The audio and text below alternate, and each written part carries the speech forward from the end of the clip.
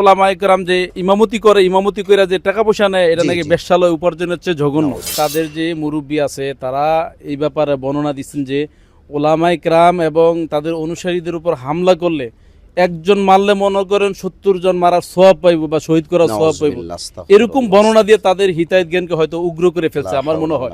ওনারা চাচ্ছে কি জানেননি, একটু আপনি হাত বুলাবেন, একটু ওনাদের সাথে একটু ভালো ব্যবহার করবেন, একটু ভালো করে। তাহলে আমি কি ধরে নিতে পারি আপনি যে আমাকে হাত বুলাইলেন আখলাক টিভির সঞ্চালককে বা পরিচালককে যাই ধরেন, তাহলে আপনি এই হাত মানে ওনাদের উপরে বুলাই দিলেন মোটামুটি? হ্যাঁ, সাদ সাহেবকে এখন যারা পছন্দ করছেন না তারা কিন্তু কোনো দলের কারণে, মতের কারণে, স্বার্থের কারণে, অর্থের কারণে বিরোধিতা করেন, বিষয়টা এমন না।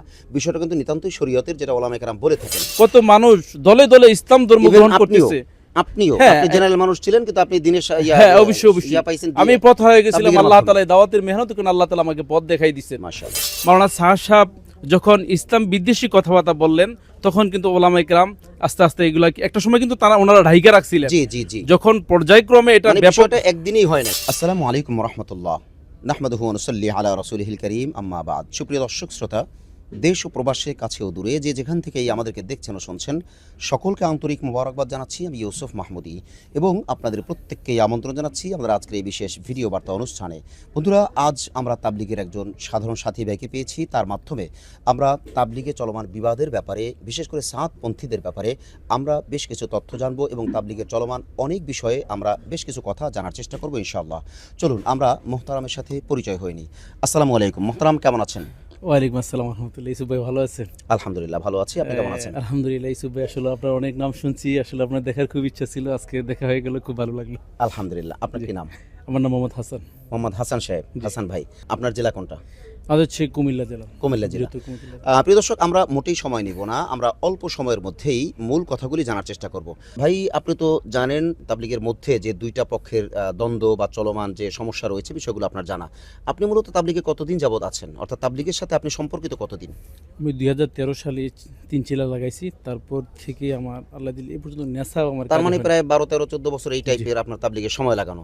তাহলে আমি কি বলতে পারি যে আসলে গন্ডগোল যখন থেকে শুরু হয়েছে তার আগে থেকেই আপনি তাবলিগের সাথে জড়িত? জি জি, তার আগে থেকে, অনেক আগে থেকে আমি। ওকে, ফাইন। তাবলিগের ব্যাপারে আপনার বক্তব্য কি? আপনি জাতিকে কি বলবেন, কি বলতে চান? তাবলিগের ব্যাপারে আসলে আমি একটা সময় তাবলিগের খুব বিপক্ষে ছিলাম। জি জি, কেন বিপক্ষে ছিলেন? বিপক্ষে ছিলাম আসলে মানে তাবলিগের পরিচয়টা আপনি জানতেন না, এখানে কি হয়, কেন হয়, কিভাবে হয়, আপনি জানতেন? জানতাম যে তাবলিগ আসলে এটা ভ্রান্ত আকীদার। আচ্ছা আচ্ছা। পর্যায়ক্রমে যখন আসলে সাথীরা মেহনত করলো, জানতে শুরু করলেন। হ্যাঁ, আমি 3 দিন লাগাইলাম, তারপরে কাকরালিখির সময় লাগাইলাম, পরবর্তীতে যখন চিল্লার মেহনত করলাম, এক চিল্লা দিলাম, পর্যায়ক্রম থেকে আবার যখন 3টা চিল্লা একসাথে দিয়ে ফেললাম, জি জি জি, তখন আমার ভুলটা ভেঙে গেল। আসলে ভুলের জগতে ছিলাম। মানে আপনি যে এই জগৎটা সম্পর্কে যা জানতেন সেটা আপনার ধারণা চেঞ্জ হয়ে গেল। এটা গুরুত্বপূর্ণ একটা অরিজিনালি আসলে যে জগতে ছিলাম, জি, ওইটা কোনো আসলে জগতই না, এটাই আসল জগৎ। এক্স্যাক্টলি আমি মাদ্রাসায় পড়াশোনা করেছি, কিন্তু মাদ্রাসায় পড়াশোনা করে মাদ্রাসা থেকে আমি হারিয়ে গেছিলাম। জি জি জি, যেমন আমার দাড়ি ছিল, মাদ্রাসায় পড়াশোনা করে দাড়ি ছিল, তার মধ্যে কিন্তু ধারি মারি আমি ছিল না আর কি, ইসলামিক বিদ্বেষ বাইরে চলে গেছিলাম। আলহামদুলিল্লাহ। তাহলে দাওয়াতে মেহনতের কারণে আল্লাহ তাআলা আবার পুনরায় মনে করেন সুন্নতের উপর আল্লাহ তাআলা উঠাইছে। জি, তাহলে আমরা ধরে নিতে পারি যে আপনি একজন সাধারণ সাথী, কিন্তু সাধারণ মানুষ ছিলেন। তাবলিগ সম্পর্কে আপনার কোনো ধারণা ছিল না, তাবলিগের মাধ্যমে আপনি দ্বীনের পরিচয় পেয়েছেন, জানছেন। তো এখন এই যে তাবলিগের দ্বন্দ্ব চলমান, এই ব্যাপারে আপনার বক্তব্য কি? আপনি কোন পক্ষের সাথে মিলে কাজ করেন? অ্যাকচুয়ালি ভাই আমি বলবো, আমি পক্ষ বিপক্ষ বুঝি না। দেখেন, যেহেতু শুরু লগ্ন থেকে 2013 সাল থেকে আমি 3 চিল্লা আমি শেষ করি, তখন থেকে বিশ্ব ইজতেমা যে বিদেশি মেহমানরা যেখানে অবস্থান করে, জি জি, ইংলিশ টার্ন, ওখানে কিন্তু প্রতি বছর আল্লাহ তাআলা এই 13 সালের পর থেকে আমি এই পর্যন্ত কি এখানে 13-14 বছর, কিন্তু আজকে কত 24-25 বছর চলে, ওই 25 বছর কিন্তু একাধারে আমি এখানে ইনশাআল্লাহ মেহনতের সাথে প্রায় 12-13 বছর যাবত 24-25 চলে এই পর্যন্ত। জি জি, আপনি মেহনতের সাথে জড়িত, মেহনতের সাথে, মানে এই বিদেশি যে মেহমানরা থাকে ওখানে খেদমতে আল্লাহ তাআলা প্রতি বছর আল্লাহ তাআলা পদ দোয়া এখানে ভিতরের কথাই জানেন, অর্থাৎ নজমের সাথে যারা থাকেন, ইন্তজামে যারা থাকেন, তারা ভালোই জানেন। তো এই যে দুইটা পক্ষের দ্বন্দ্ব, এই ব্যাপারে সাতপন্থী ভাইয়েরা বিভিন্ন কথাবার্তা উল্টা পাল্টা বলেন, আমরা জানি। আখলাক টিভির মাধ্যমে এর ডকুমেন্ট আছে, দুনিয়াব্যাপী এর ডকুমেন্ট আছে। তো ওনাদের কার্যক্রম সম্পর্কে আপনার অভিব্যক্তিটা কি? ওনারা কি শুদ্ধ না ভুল?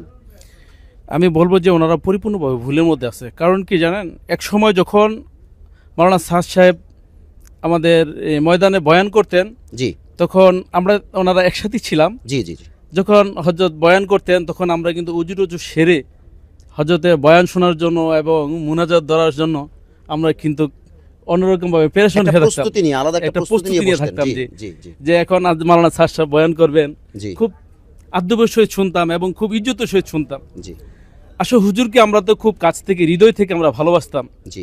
যেহেতু ওনারা ইলিয়াস রহমতুল্লাহ ইলিয়াস আলাইহির রহমতুল্লাহ খানদান। আলাইহির বংশধর, জি জি। সেই সুবাদে ওনাদেরকে আমরা অন্যরকম সম্মান করতাম আর কি। আমি একটু যোগ করি, প্রিয় দর্শক, এতক্ষণ পর্যন্ত আপনি যে আলোচনা শুনলেন তার মধ্যে একটা গুরুত্বপূর্ণ পয়েন্ট চলে আসে, সেটা হলো এই ভাই অর্থাৎ একজন সাধারণ সাথী, তিনি কিন্তু সাদ সাহেবের ব্যাপারে যথেষ্ট প্রশংসা করলেন এবং তার বয়ান শোনার আগে, তার মোনাজাত শোনার আগে, তার সাথে মোনাজাত সম্পৃক্ত হওয়ার আগে অজু করে আলাদাভাবে পাক পবিত্র হয়ে একটা প্রিপারেশন নিয়ে বসতেন। তার মানে সাদ সাহেবকে এখন যারা পছন্দ করছেন না, তারা কিন্তু কোনো দলের কারণে, মতের কারণে, স্বার্থের কারণে, অর্থের কারণে বিরোধিতা করেন, বিষয়টা এমন না। বিষয়টা কিন্তু নিতান্তই শরীয়তের, যেটা ওলামায়ে কেরাম বলে থাকেন। তো এই যে ওলামায়ে কেরাম সাদ সাহেবের ভুলের ব্যাপারে বলেন, আর ওনার সাথীরা অর্থাৎ ওনার সাথে যারা যুক্ত কাজ করেন সাদপন্থী, তারা অনেকেই বলেন যে ভুল করছেন, আবার কেউ কেউ বলেন ভুলও করেননি, আবার কেউ কেউ বলেন ভুল করছেন কিন্তু রুজু করছেন। এটাকে আপনি কিভাবে ব্যাখ্যা করবেন একটু সংক্ষেপে এটাকে বললে যদি ভালো। আমি বলি, আসলে স্যার সাহেবকে সবচেয়ে বেশি আমি মনে হয়, আমার মনে হয় যে আমি খুব কাছে থেকে ওনাকে দেখছি দেখেছেন? জি এবং যেহেতু প্রতি বছর আল্লাহ দিলে ইস্তেমার ময়দানে যে বিদেশি মেহমানরা যেখানে থাকে এবং সুরা সাথীরা যেখানে থাকে, ওখানে কিন্তু প্রতি বছর আল্লাহ তাআলা এখানে তো মেহনত মানে করার, একদম কাছে থেকে দেখার সুযোগ হয়েছে। দেখার সুযোগ হয়। জি সেক্ষেত্রে আমি বলবো যে মাওলানা সাহেব যখন ইসলাম বিদ্বেষী কথাবার্তা বললেন, তখন কিন্তু ওলামায়ে কেরাম আস্তে আস্তে এগুলা একটা সময় কিন্তু ওনারা ঢাইকা রাখছিলেন। জি জি জি। যখন পর্যায়ক্রমে এটা মানে ব্যাপক, বিষয়টা একদিনই হয় নাই, না, আস্তে আস্তে করে হয়েছে। হ্যাঁ, আস্তে আস্তে হয়েছে। Yes. যখন এটা পর্যায়ক্রমে এটা ব্যাপক আকার হয়ে গেল, তখন ওলামায়ে কেরাম কিন্তু আর বসে থাকতে পারে না, তখন তারা তাদের আপনার সাথে হ্যাঁ। আমি একটু যোগ করি, প্রিয় দর্শক, আপনি আরও একটা জিনিস, বা আপনি আপনারা যারা দেখছেন দেখবেন, আপনারা কিন্তু একটা বিষয় ক্লিয়ার হলেন যে এই ভাই যেটা বললেন যে সাদ সাহেবের যে ভুল ভ্রান্তির বিষয়গুলো আছে, এটা হুট করে হয়ে যায় না, একদিনই হয়ে যায় না, আগে থেকেই কিন্তু ওলামায়ে কেরাম আঁচ করতে পেরেছেন এবং সংশোধনী দিয়েছেন। কিন্তু সেই সংশোধনীগুলি ছিল পর্দার আড়ালে, যাতে করে এই দাওয়াতি কাজের, এই মাসলাকের কোনো ক্ষতি না হয়। এটা কিন্তু দায়িত্বশীল ওলামায়ে কেরামরা সর্বোচ্চ সতর্কতার সাথে বহু বছর ধরে কাজ করেছেন, যেটা আমরা আলেম ওলামা হওয়ার কারণে বা এলমি পরিবেশে থাকার কারণে আমরা আগে থেকেই জানতাম, কিন্তু আমরা এটা পাবলিকলি বলতাম না। আজকে কিন্তু সাধারণ সাথীদের মাধ্যমে এটা বলা হচ্ছে যে আসলে ওনার ভুলগুলো আগে থেকেই ছিল, কিন্তু সেটা ওলামায়ে কেরাম বলেননি। অতএব যে সমস্ত ভাইরা এখন বলেন সাদ সাহেবকে আগে মানছেন, আগেই করছেন, এখন কি ভুল হয়ে গেল, এটা পদের লড়াই, এই কথাগুলো আসলে বিভ্রান্তিকর, এই কথাগুলোই আসলে ভুল। আসলে শুদ্ধ এটাই যে উনি আগেই ভুল করেছেন, সেই ভুলগুলো শুধরানোর চেষ্টাও করা হয়েছে। জি, আপনি আমি জেনেছি যে কোনোভাবেই হোক যে আপনিও নাকি ওনাদের হাতে মার খেয়েছেন, এবং এবার যে 17 ডিসেম্বর দিবাগত রাতে ওনারা যে টঙ্গীর মাঠে হামলা করলেন, এই সমস্ত ব্যাপার অর্থাৎ ওনাদের যে আক্রমণাত্মক আচরণ, মারধরের ব্যাপার, এ ব্যাপারে আপনি কি ব্যাখ্যা করবেন? আসলে দাওয়াতে তাবলিগের মেহনতে এরকম রাক্ষসী স্বভাবের মানুষ, আসলে এরকম মেজাজ হয় না। দাওয়াতি তাবলিগ যারা মেহনত করে, জি জি মানুষের এই ধরনের আচরণ হইতে পারে না। জি জি কারণ অ্যাকচুয়ালি আমি কিন্তু মাইরের শিকার হয়েছি।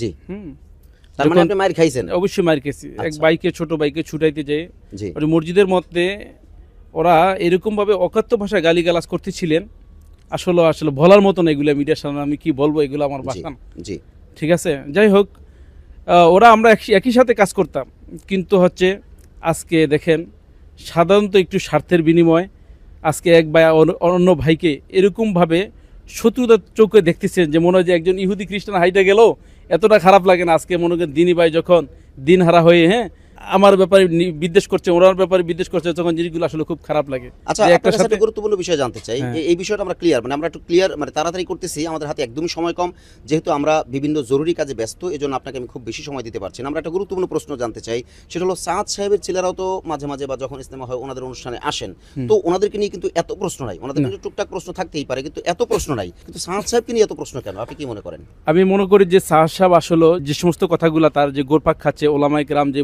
ভুলগুলা ধরেছেন, জি, যেমন এটা কথা বলছেন যে ওলামায়ে কেরাম যে ইমামতি করে যে টাকা পয়সা নেয়, এটা নাকি বেশ্যালয় উপার্জনের চেয়ে জঘন্য।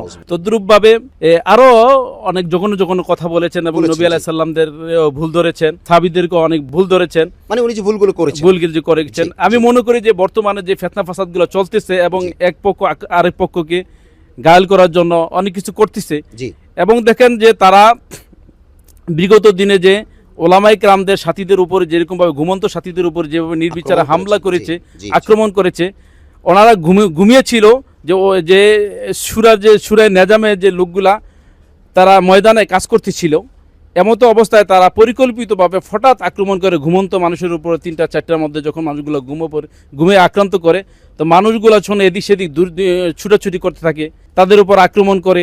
আসলে তারা আসলে কি বলবো যে সাধারণ যে বয়স্ক মুরব্বীদের পর্যন্ত তারা ছাড়ে নাই, তারা কোবাইছে। আমাদের একজন সাথী ছিল, সাথীকে এরকম ভাবে কোপ দিয়েছে মাথার মধ্যে। এই ব্যাপারটা আর বেশি সময় নিতে চাচ্ছি না। আপনি যে বর্ণনা করছেন এটা আমরা বিভিন্ন জনের কাছে বিভিন্ন অ্যাঙ্গেলে বিভিন্নভাবে শুনেছি, বিশেষ করে যারা আক্রমণের শিকার হয়েছেন তারাও আমাদেরকে অনেক সাক্ষাৎকার দিয়েছেন। কিন্তু আমি আপনার কাছে মূলত জানতে চাই তাদের যে আচরণটা, এটা হওয়ার পিছনে আপনি কি কারণ মনে করেন? তারা এত উগ্র কেন হল? তারা উগ্র এই কারণে হয়েছে যে তাদের যে মুরব্বী আছে তারা এই ব্যাপারে বর্ণনা দিচ্ছেন যে ওলামায়ে কেরাম এবং তাদের অনুসারীদের উপর হামলা করলে একজন মারলে মনে করেন ৭০ জন মারার সওয়াব পাইব বা শহীদ করার সওয়াব পাইব, এরকম বর্ণনা দিয়ে তাদের হিতায়েত জ্ঞানকে হয়তো উগ্র করে ফেলছে আমার মনে হয়। নচেত তারা এক মুসলমান ভাই আরেক মুসলমান ভাইয়ের উপর এইভাবে হামলা করতে পারে না। একজন মুসলমান ভাই আরেকজন মুসলমান ভাবে কিভাবে এইভাবে হামলা করবে ঘুমন্ত মানুষের উপরে বলেন? দেখেন এই বর্তমানে যে তাবলিগের মধ্যে যে দুইটা দ্বন্দ্ব রয়ে গেছে, এটা সাপ যদি চায় যে এটা মুহূর্তের মধ্যে এটা সারা পৃথিবীর মধ্যে এটা মিটিয়ে দিতে পারে।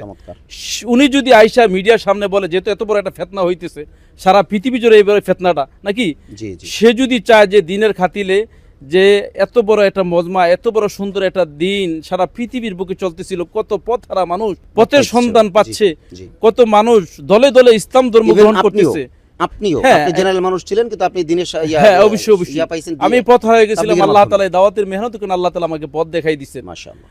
ইভেন আরেকটা কথা বলি, সে যদি চাইতো এখন সে যদি সারা পৃথিবীর যে মিডিয়ার সামনে যদি আইসা বলে যে আমি যে বিগত দিনে যে আমার কথাগুলো বর্ণনাগুলো হয়েছে আমার ভুল হয়েছে, আপনারা আমাকে সবাই ক্ষমার দৃষ্টিতে দেখবেন, আমি সামনের দিনগুলোতে এবং ভালো হয়ে চলবো, খুব শুদ্ধ হয়ে চলবে, সারা পৃথিবীর মুহূর্তের মধ্যে ঠান্ডা হয়ে যায়।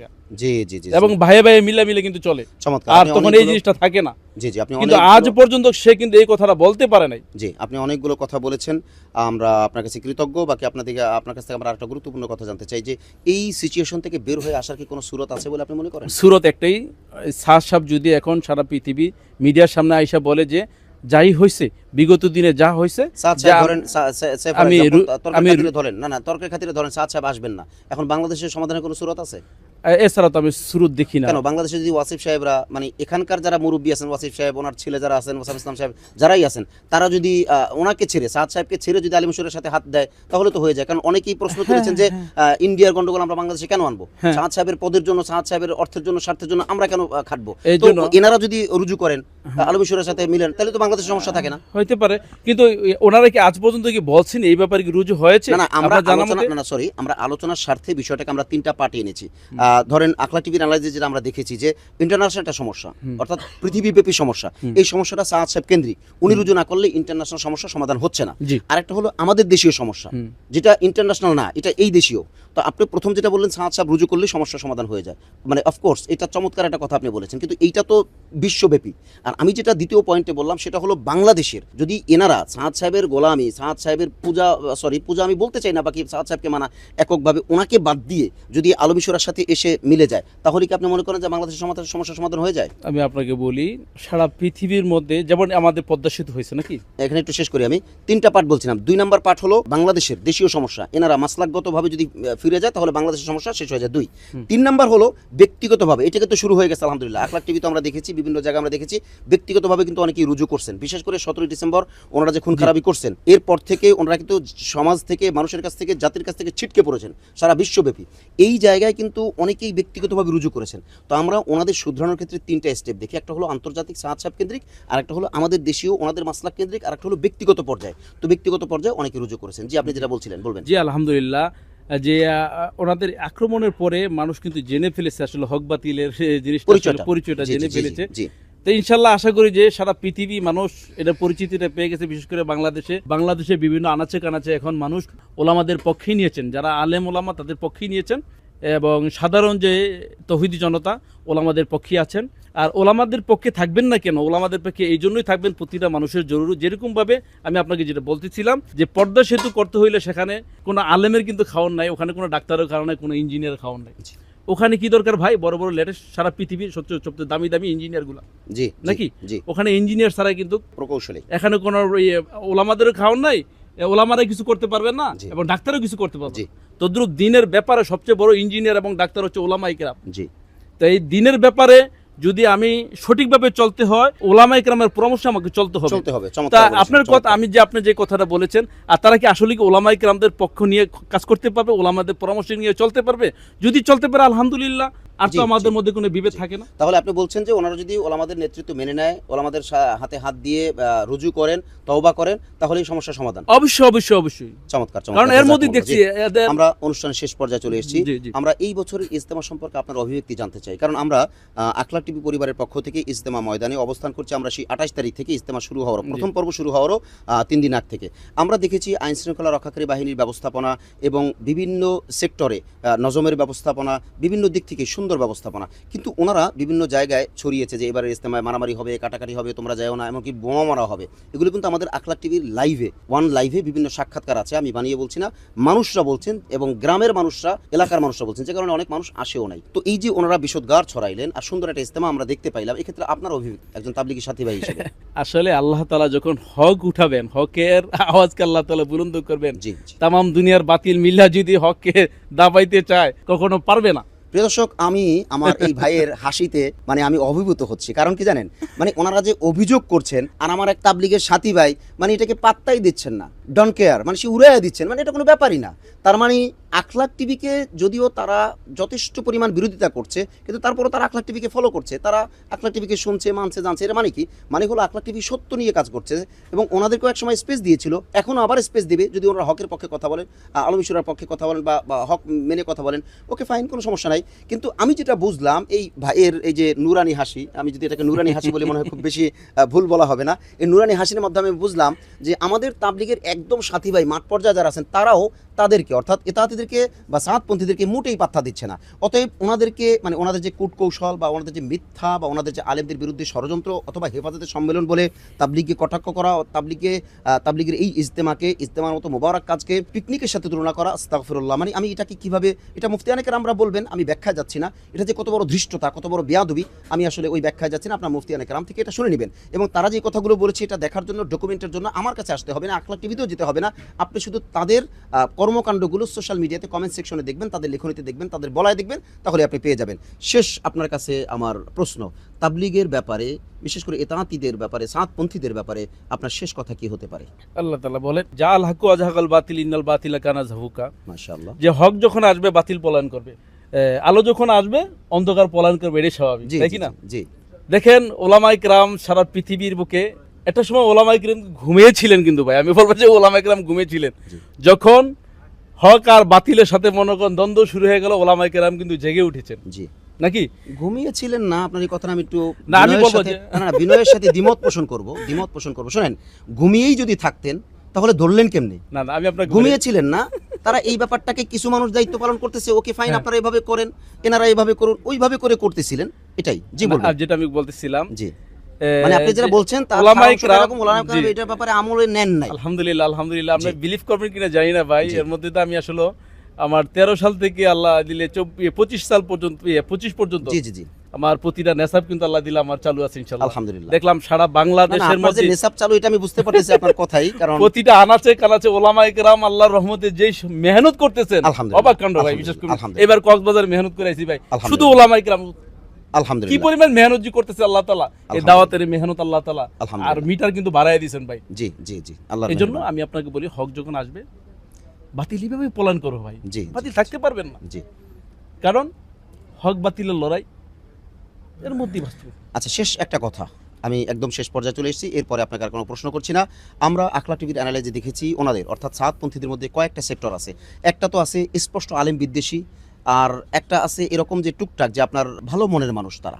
তো এই যে যারা ভালো মনের মানুষ, মানে নিরিবিলি, গন্ডগোল চায় না, ভদ্র শান্ত, এই টাইপের যারা, এদেরকে আপনি কি বলবেন? মানে এদের ফিরে আসাটা কি ভালো, নাকি ওই জায়গায় ওই অবস্থায় থাকাটা ভালো? এই ব্যাপারে আপনি কি বলবেন? আসলে ওনারা তো আসতে চায় বর্তমান, আসলে কি ওনাদের এই এত কিছু হওয়ার পরে ওনাদের মধ্যে এখন ইগো কাজ করতেছে। এর মধ্যে আপনি দেখছেন যে আসি কেমনে? হ্যাঁ, দ্বন্দ্বের পরে কিন্তু অনেক মানুষ কিন্তু চলে আসছে। এখন ওনারা চলে আসছে। চাচ্ছে কি জানেননি, চলে একটু আসছে। আপনি হাত বুলাবেন, একটু ওনাদের সাথে একটু ভালো ব্যবহার করবেন, একটু ভালো করে তাহলে আমি কি যোগাযোগ ধরে নিতে করবেন। পারি, আপনি যে আমাকে হাত বুলাইলেন আকলাক টিভির সঞ্চালককে বা পরিচালককে যাই ধরেন, তাহলে আপনি এই হাত মানে ওনাদের উপরে বুলাই বুলাই দিলেন মোটামুটি। হ্যাঁ, আপনি বিলিভ করবেন কিনা জানি না, ওনারা কেউ আসলে আপনি কিভাবে হাত বুলাইবেন? ফরিদপুর একটা জামাত নিয়ে ওনারা কেউ গেছিল। আসলে আপনি কি হাত বুলাইবেন? ভাই এত এত ঠাট্টা এত কাট্টা মনে করেন এত দিছিল, সেই জন্য আমাদের আমির সাহেব ওনার হাত বুলাইলেন, ওনাকে যেন বালাগিরা সমঝাইলেন, বুঝাইলেন।